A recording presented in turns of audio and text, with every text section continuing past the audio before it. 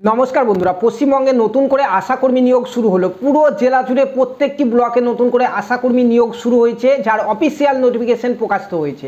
আজকে আমরা সেই অফিসিয়াল নোটিফিকেশন নিয়ে আলোচনা করব যে কোন কোন ব্লকে কতগুলি শূন্যপদ রয়েছে, কারা কারা আবেদন করতে পারবে, আবেদন কিভাবে করতে হবে এবং আবেদন করার ডেট কতদিন থেকে কতদিন পর্যন্ত রয়েছে, সমস্ত কিছু জানাবো তোমাদেরকে আজকের এই ভিডিওতে। তো যারা যারা আশাকর্মীতে আবেদন করতে ইচ্ছুক তারা আজকের এই ভিডিওটি প্রথম থেকে শেষ পর্যন্ত দেখো এবং চ্যানেলে প্রথমবার এসে থাকলে চ্যানেলটিকে সাবস্ক্রাইব করে পাশে থাকা বেল আইকনটি প্রেস করে দাও, কারণ পশ্চিমবঙ্গে আশাকর্মী নিয়োগ সম্পর্কিত যে কোনো আপডেট তোমরা পেয়ে যাবে আমাদের এই চ্যানেল থেকে। তো বন্ধুরা, আমাদের পশ্চিমবঙ্গে নতুন করে যে আশাকর্মী নিয়োগের বিজ্ঞপ্তি প্রকাশিত হয়েছে সেখানে কিন্তু বলা হয়েছে অনলাইনে ফর্ম ফিল আপ করতে পারবে না তোমাদেরকে কিন্তু অফলাইনে ফর্ম ফিল আপ করতে হবে এবং সেই ফর্মটিকে তোমাদের নিজের বিডিও অফিসে জমা করতে হবে, যে সকল ব্লকগুলিতে নতুন শূন্যপদ এসছে। তো কোন কোন ব্লকে নতুন শূন্যপদ এসছে সেটি তোমাদেরকে একটু পরে জানিয়ে দিচ্ছি। তার আগে তোমরা জেনে নাও অফিসিয়াল নোটিফিকেশনে অর্থাৎ অফিসিয়াল বিজ্ঞপ্তিতে এখানে আশাকর্মীতে কারা কারা আবেদন করতে পারবে অর্থাৎ শর্তবলী কি দেওয়া রয়েছে। তো ওয়ান স্ক্রিন তোমরা দেখতে পাচ্ছ এখানে আমাদের অফিসিয়াল বিজ্ঞপ্তি, যেখানে 1 নম্বরেই বলা রয়েছে যে কেবলমাত্র বিবাহিত কিংবা বিধবা কিংবা যাদের ডিভোর্স হয়ে গেছে তারাই কিন্তু এখানে আশাকর্মীতে আবেদন করতে পারবে। ঠিক আছে, বিবাহিত, ডিভোর্স এবং বিধবা এই 3 ধরনের মহিলা প্রার্থীরা কিন্তু এখানে আবেদন করতে পারবে, অন্য কেউ কিন্তু আবেদন করতে পারবে না। ঠিক আছে, এবং তোমাদের নোটিফিকেশনে প্রত্যেকটি ব্লকের জন্য নোটিফিকেশন বেরিয়েছে এবং সেই সকল ব্লকের যে সকল গ্রাম পঞ্চায়েতগুলিতে শূন্যপদ এসছে সেই সমস্ত জায়গার স্থায়ী বাসিন্দা যারা তারাই কিন্তু সেখানে আবেদন করতে পারবে, অন্য কেউ কিন্তু আবেদন করতে পারবে না। ঠিক আছে, বয়সের ক্ষেত্রে বলা হয়েছে যে 23/8/2024 তারিখ অনুযায়ী তোমাদের বয়স কিন্তু এখানে 30 থেকে 40 বছর হতে হবে যারা জেনারেল এবং ওবিসি ক্যান্ডিডেট রয়েছে, এবং যারা এসসি এসটি ক্যান্ডিডেট রয়েছে তারা এখানে বয়সের ছাড় পাচ্ছ, তোমরা কিন্তু 22 থেকে 40 বছর বয়স পর্যন্ত তোমরা এখানে আবেদন করতে পারবে। তারপরে তোমরা 4 নম্বর পয়েন্টটিতে দেখতে পাচ্ছ যোগ্যতার কথা বলা হয়েছে। যোগ্যতাতে তোমরা মাধ্যমিক পাস কিংবা ফেল যাই বা করো এখানে আশাকর্মীতে আবেদন করতে পারবে। ঠিক আছে, মাধ্যমিক পরীক্ষায় যারাই বসেছিলে যাদের কাছে মাধ্যমিকে অ্যাডমিট রয়েছে তারাই কিন্তু এখানে মাধ্যমিকে পাস কিংবা ফেল যাই বা করো তোমরা কিন্তু আশাকর্মী পদের জন্য এখানে আবেদন করতে পারবে। ঠিক আছে, শুধুমাত্র ইন্টারভিউয়ের মাধ্যমে কিন্তু তোমাদের এখানে নিয়োগটি করানো হবে। এরপরে 5 নম্বর পয়েন্টে বলা হয়েছে যে গ্রেড 1 গ্রেড 2 স্বনির্ভর গোষ্ঠীর সদস্য প্রশিক্ষণপ্রাপ্ত এখানে দায় এবং লিঙ্ক ওয়ার্কারগণ যারা রয়েছে তাদের প্রত্যেকে কিন্তু যদি সার্টিফিকেট এখানে শো করো তোমরা কিন্তু অগ্রাধিকার পেয়ে যাবে। ঠিক আছে, তারপরে এখানে বলা রয়েছে যারা এসসি এসটি রয়েছে তাদেরকে তাদের কাস্ট সার্টিফিকেট দিলে তারাও কিন্তু অগ্রাধিকার পাবে। এবং তারপরে এখানে 7 নম্বর অপশনে বলা রয়েছে তোমরা দেখতে পাচ্ছ যে আবেদনপত্রের সঙ্গে কোন কোন ডকুমেন্টসগুলির জেরক্স দিতে হবে, যেখানে প্রথমে বলা রয়েছে জন্ম তারিখের সংশয়পত্র অর্থাৎ জন্ম সার্টিফিকেট কিংবা মাধ্যমিকের অ্যাডমিট কার্ড দিতে হবে তোমাদের বয়স দেখার জন্য। ঠিক আছে, বয়স কত সেটি দেখার জন্য তোমাদের জন্ম সার্টিফিকেট কিংবা মাধ্যমিকের অ্যাডমিট কার্ড যে কোনো একটি দিলেই হবে।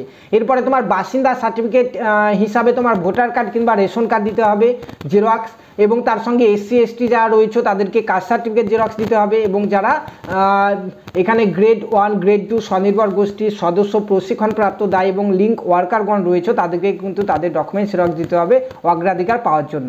ঠিক আছে, যাদের নেই তাদের দেওয়ার কিন্তু প্রয়োজন নেই।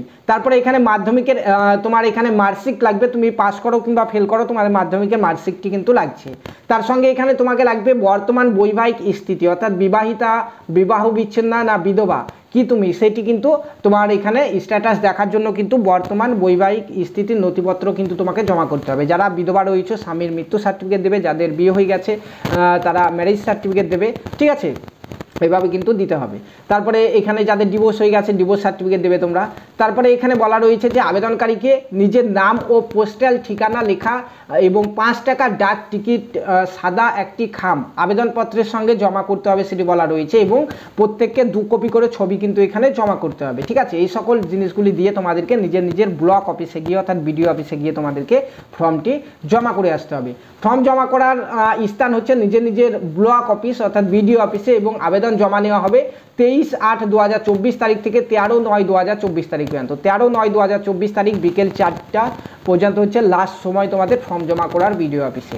ঠিক আছে, তারপরে তোমরা এখানে তোমাদের অ্যাপ্লিকেশন ফর্ম দেখতে পাচ্ছ পুরো বাংলাতে রয়েছে। এই অ্যাপ্লিকেশন ফর্মটিকে তোমাদেরকে ফিল আপ করে কিন্তু তোমাদের বিডিও অফিসে দিতে হবে।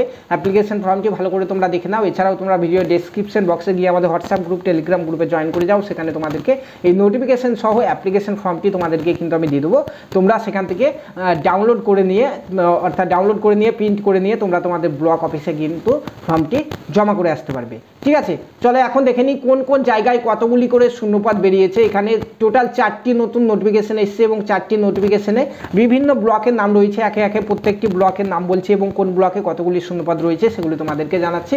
পাশাপাশি তোমরা এখানে পাশে স্ক্রিনে দেখতে পাচ্ছ। তো এখানে চলো প্রথমে দেখে নিই। প্রথমে দেখতে পাচ্ছ এখানে একটি লিস্ট তোমরা দেখতে পাচ্ছ। প্রথমে ব্লকের নাম রয়েছে, তারপর গ্রাম পঞ্চায়েত নাম, সাব সেন্টার নাম, কোন গ্রামে ভ্যাকান্সি এসছে এবং কতগুলি ভ্যাকান্সি এসছে সেটি কিন্তু এখানে দেওয়া রয়েছে, তোমরা দেখতে পাচ্ছ। প্রথমে যে ব্লক সেটি হচ্ছে কালিঙ্গঞ্জ ব্লকের শূন্যপদ এসছে। ঠিক আছে, তারপরে এখানে দেখতে পাচ্ছ কৃষ্ণনগর 1 ব্লকে এসছে, কৃষ্ণনগর 2 ব্লকে শূন্যপদ এসছে, নাকাশিপাড়া ব্লকে এসছে। সাব সেন্টারগুলি তোমরা এখান থেকে দেখে নেবে এবং গ্রাম পঞ্চায়েত নেমগুলি আমি বলছি না, দেখে নেবে।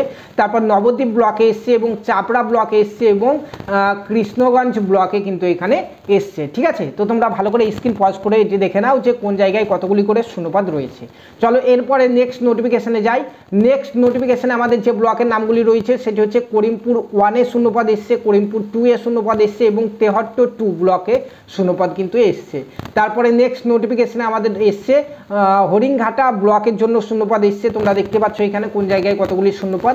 এবং তারপরে হচ্ছে চাকদা ব্লকের শূন্যপদ এসছে। ঠিক আছে, লাস্ট নোটিফিকেশন চাকদা ব্লকেও শূন্যপদ এসছে, তোমরা দেখতে পাচ্ছ। তো বন্ধুরা এই যে নোটিফিকেশনগুলি নিয়ে আলোচনা করলাম, প্রত্যেকটি নোটিফিকেশনই আমাদের পশ্চিমবঙ্গের নদিয়া জেলার জন্য। পশ্চিমবঙ্গের নদিয়া জেলাতে প্রায় পুরো জেলা জুড়ে প্রত্যেকটি ব্লকেই কিন্তু নতুন করে এখানে আশাকর্মীর শূন্যপদ এসছে। তো তোমরা এখানে নদিয়া জেলাতে যারা বাসিন্দা রয়েছে আশাকর্মীতে আবেদন করতে ইচ্ছুক তারা কিন্তু প্রত্যেকে এখানে আবেদন করে দাও। ফর্মটি নিয়ে তোমরা তোমাদের ব্লক অফিসে অর্থাৎ বিডিও অফিসে জমা করে দাও। এছাড়া অন্যান্য জেলা থেকে যারা ভিডিওটি দেখছো তোমরা ভিডিওতে কমেন্ট করে জানাও কোন জেলা থেকে ভিডিওটি দেখছো, তাহলে কী হবে সামনের দিনে কিন্তু প্রত্যেকটি জেলাতেই আশাকর্মী নিয়োগের নোটিফিকেশান আসতে চলেছে। যখনই সেই জেলার জন্য আশাকর্মী নিয়োগের নতুন নোটিফিকেশান আসবে তোমাদের সবার আগে ইনফর্ম করে দেবো। এছাড়াও নদিয়া জেলা থেকে যারা দেখছো তোমাদের জন্য আরও একটি খুশির খবর রয়েছে। তোমাদের জেলাতে কিন্তু আইসিডিএস অঙ্গনারী কর্মী এবং সহায়িকা নিয়োগ ইতিমধ্যে শুরু হয়ে গেছে, পূর্ববর্তী ভিডিওতে আমরা জানিয়েছি তোমাদেরকে। এছাড়াও যারা এখনও সেই ভিডিওটি দেখোনি তোমরা কিন্তু এই ভিডিওটি ইএনডি স্ক্রিনে দেখে নেবে যে তোমাদের নদিয়া জেলাতে কোন ব্লকে কতগুলি আইসিডিএস অঙ্গনারী কর্মী সহায়িকা শূন্যপদ রয়েছে এবং লাস্ট ডেট কত দিন পর্যন্ত রয়েছে, কারা কারা আবেদন করতে পারবে, সমস্ত কিছু কিন্তু এই ভিডিওতে দেওয়া রয়েছে, তোমরা সেটি দেখে নাও। ধন্যবাদ।